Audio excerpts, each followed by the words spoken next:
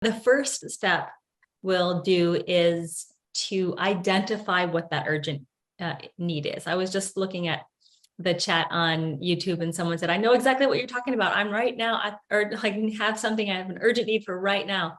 Another person said, Narasimha has come into her life at the right time. So this is all lining up because of divine energies and divine support. We're doing this because, this is what Dr. Pillai has asked. And also, Narasimha is facilitating. So step one is going to be identifying that urgent need if you don't already know it. I like to call it like naming your demon. If you have some issue and if you don't name it, like it's that, you have less of an association with it. You might even have some denial that it exists. And oftentimes we don't like to confront our issues right head on. It's uncomfortable, but Narasimha wants you to be uncomfortable. So we're going to get uncomfortable and we're going to go into, finding what is your most urgent need, at least one of them. Then we will go through the understanding first we'll be identifying that urgent need. Then we will understand the significance of the symbolism of the reenactment.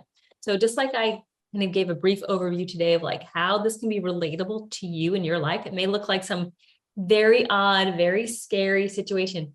And it looks like a very odd, very scary situation.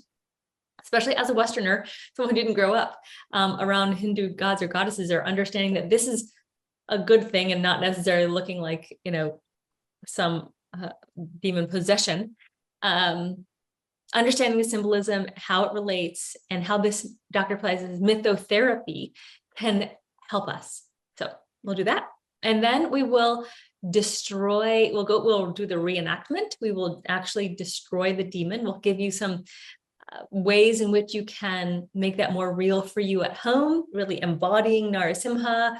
You can have a mask, you could have nails, you can have something to destroy for the demon part. And you'll see that by putting yourself as the being, that something will happen, something will shift.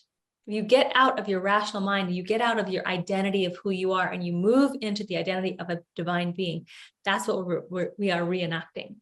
And so no one will see you. It's fine. You don't have to have your camera on. So you can just be alone in your space and experience this and feel how it shifts you. It'll shift you. Then it's integration. So integrating his energy into your life. And we'll go through, since we're doing 3 days, it's quite, there'll be plenty of time to practice and get better at it, right? As a group, we'll go through, there'll be questions and answers at the end. There'll be sharing. I will also select some chants that are popular with Narasimha. We'll go through some of the words and meanings of those. So in addition to the sacred theater, we'll also be reserving a portion of each session to just get to know him a little bit better. I was reading through one of these chants, and the words are just so touching. And I feel like I get to know him a little bit more every time I read the devotional prayers that others, saints have created for him. So we will do that as well. So that's a bit about what the experiences will be.